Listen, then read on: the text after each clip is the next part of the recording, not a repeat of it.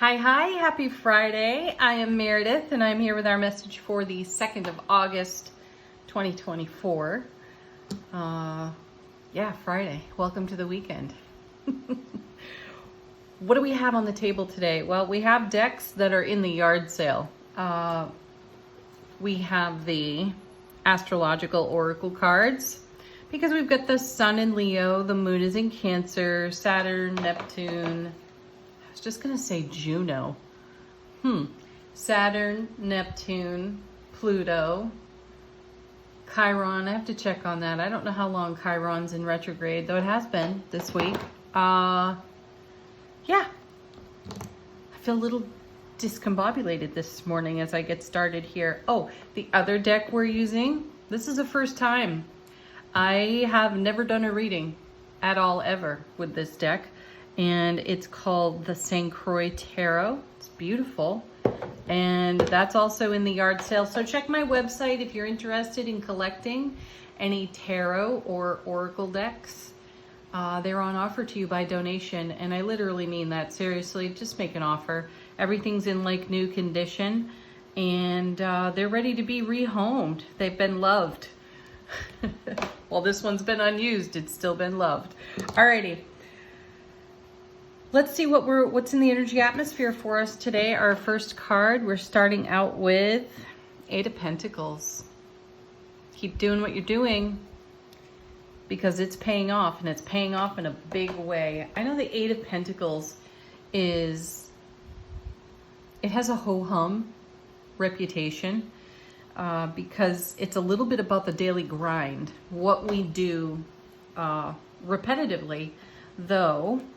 When you're doing something in repetition because you're building on a dream and a goal, that's always an investment, worth growing and feeding and nurturing and caring for. So when we see the Eight of Pentacles, I feel it's positive reinforcement. Keep going.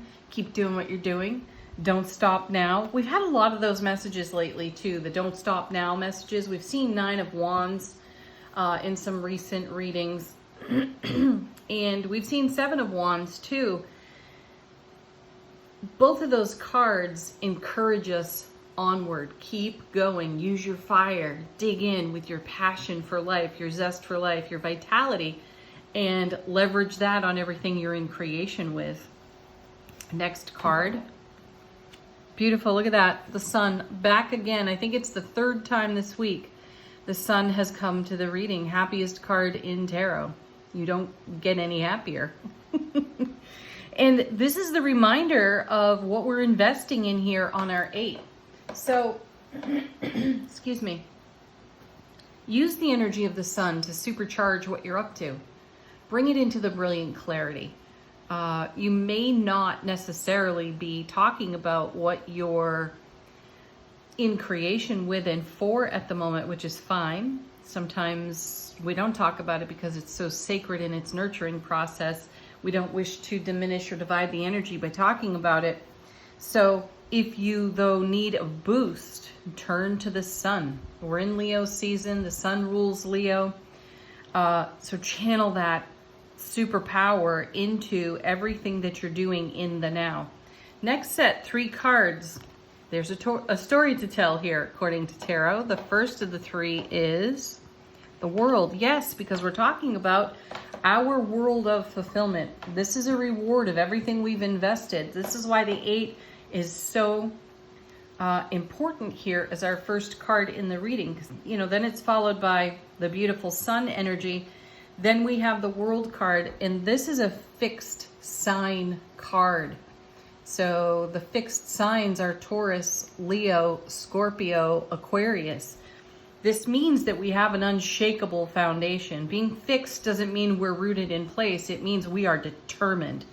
And I feel like we need to draw on, or this is the appropriate moment to draw on the fixed energy of our own vitality and passion, and recognize on the universal, multiversal level, it's already done. And we are the channel, we are the bridge that brings it here to the earth plane for our enjoyment. So tap into your vitality, tap into your determination. Let's see what's paired with the world. The moon. Yeah, we may have been visited by some shadowy thoughts. Maybe we've had some recent doubts. And perhaps that's shaken our foundation a bit. No big deal. That's normal, right? And doubts are wonderful because they give us the opportunity to take a look at where we could bolster our energy a little bit better. So you know where to turn according to these cards. Just turn to the sun. It's great that we have the sun and the moon together, which means we have a full spectrum view of our current circumstances. Excellent. Recognize that there may be a different way for us to look at our Eight of Pentacles, or a different way for us to consider our outcomes, and use your doubt, if it's showing up at all, as leverage and inspiration. Validate it so that it doesn't haunt you like a vulture in your thoughts, right? Validate the doubt, and then ask yourself, how good can this get? What is this teaching me? Where do I require some more strength?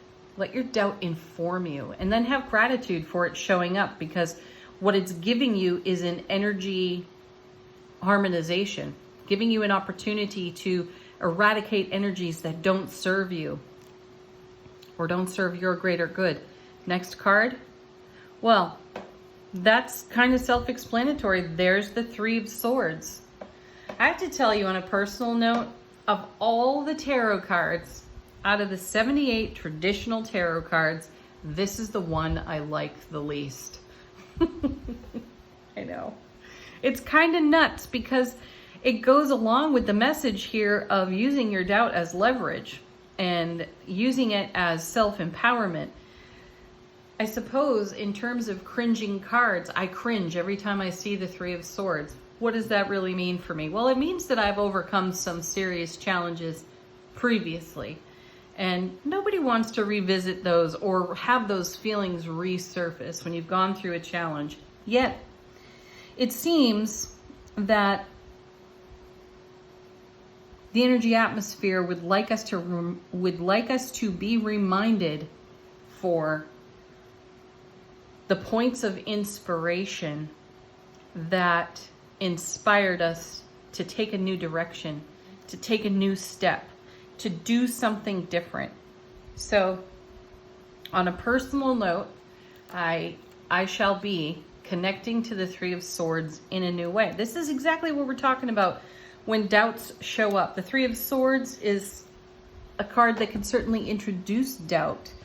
So I'm going to take my own advice here and use this card as inspiration, because that was then. We've all had challenge, right? And the moon may be showing us our challenges in a different light, while we still have the presence of the happiest card in tarot sitting right there, so that we can take a look back at our obstacles, challenges, everything that we've had to overcome. And while we look at that, have some spiritual, divine pride for overcoming, for not laying down, for not giving up, for not throwing in the towel just because some BS occurred and we were unmet in some way at another point in our human journey, excuse me, here on the earth plane. So let's not be victims of the Three of Swords. Let's be champions. Let's rise like a champion no matter what's come our way. We're here to live happy. We're here to live the love light that we are. And that's worth doing every moment, isn't it? And that's why the Eight of Pentacles is here and the sun is shining on all of it. And the moon is showing us the shadow side that created inspiration to bring a whole new world of fulfillment to us. Beautiful. That's really quite powerful and passionate. And then we have the Lovers. Yes, because the Three of Swords introduces some sort of fracture within our relationship to ourselves. We'd like to blame somebody else, perhaps, and maybe we still are doing that in hindsight. So if we are, check that and sever that cord. because there is no blame, there is no shame, and there is no guilt. It's only there if you allow it.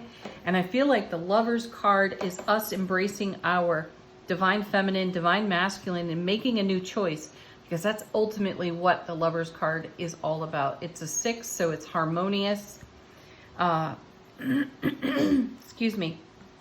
6s could have us going either way. We could go into the old story, or we can blaze a new trail. We've been talking about blazing new trails for ourselves for weeks now. So that 3 of Swords might still be a fly in the ointment for some of us, and we may look upon it with disdain.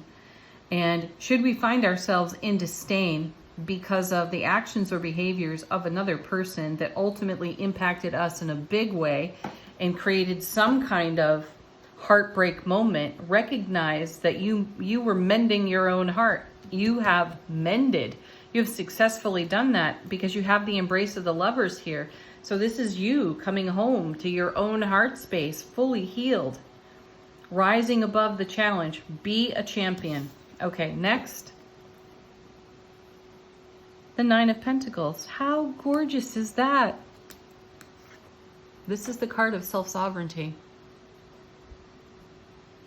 I love this. This is so beautiful. This is what happens when you embrace yourself here on the Lovers card. This is what real harmony looks like. Your pure, raw, uncompromised self. Totally sovereign in self-relationship and willing to share the gorgeousness of your heart with your world and the very special people in it. Wow. Awesome. So yeah, you might have a walk down memory lane, and you may be reviewing prior experiences through a 3 of Swords lens. And as you do that, again, validate it, because it could introduce doubt.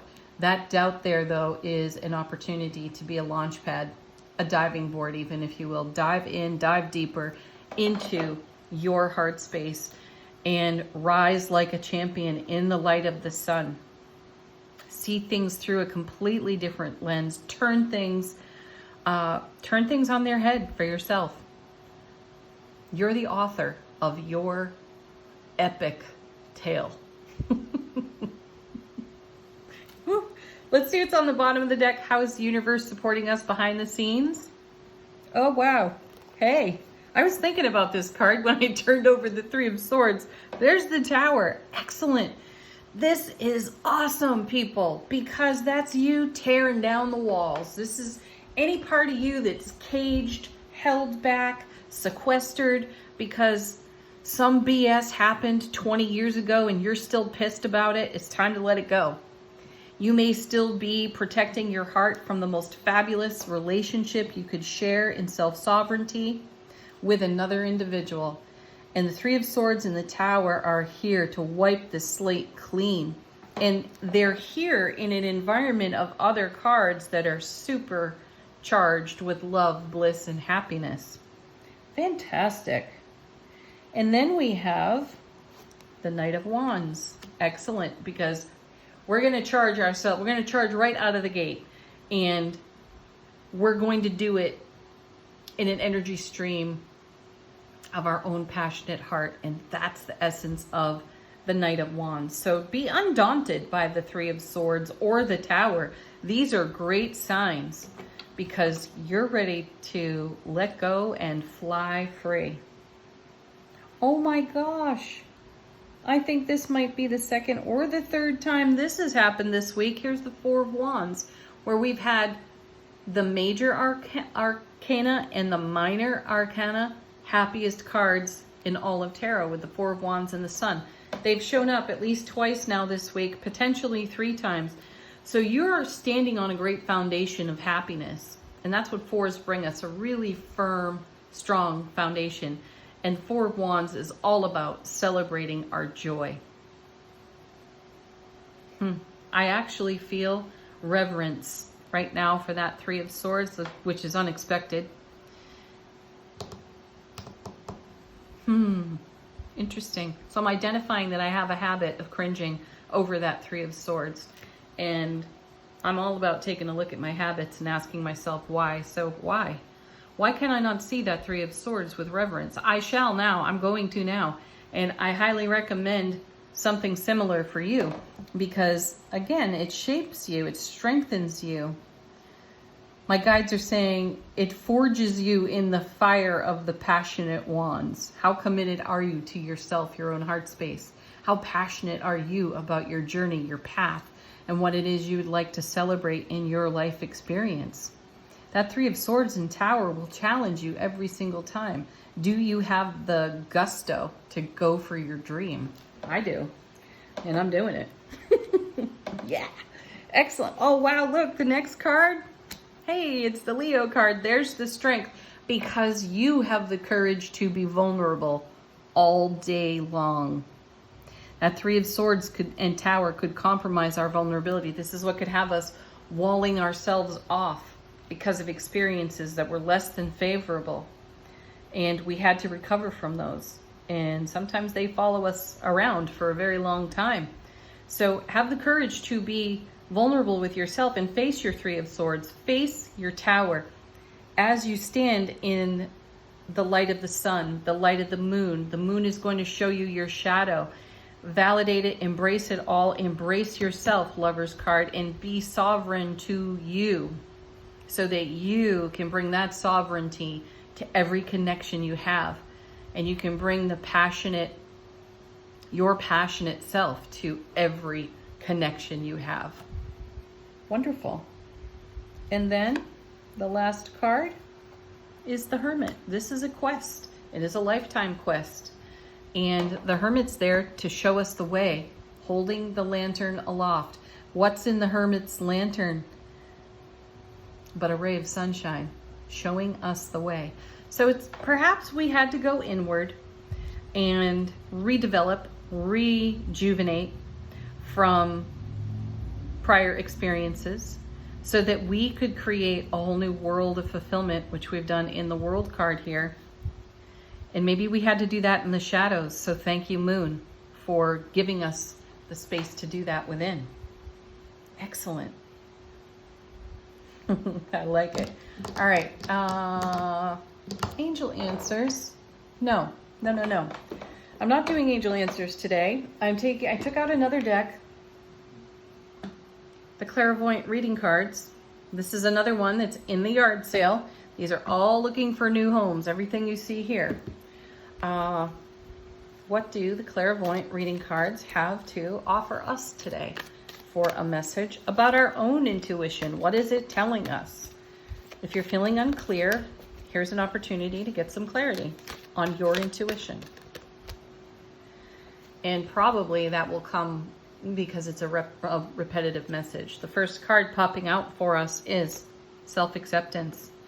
Accept every aspect of your journey. That's what I feel here. You can't gloss over things. The good, the bad, the ugly, it's all there. And it's all there for a great, wonderful, inspiring purpose.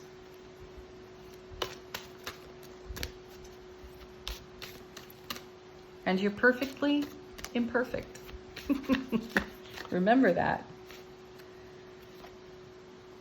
We have the meditation card. Meditation absolutely does bring answers. And I don't sit still in meditation very well. I prefer to be in motion when I meditate. So that's how I get some things done around the house. Vacuuming, doing dishes, dusting, the mundane stuff. Perfect opportunity to meditate because those are repetitive tasks and you get your mind will drift, your presence, your awareness will drift, and new information comes in more easily when we're in that state of being.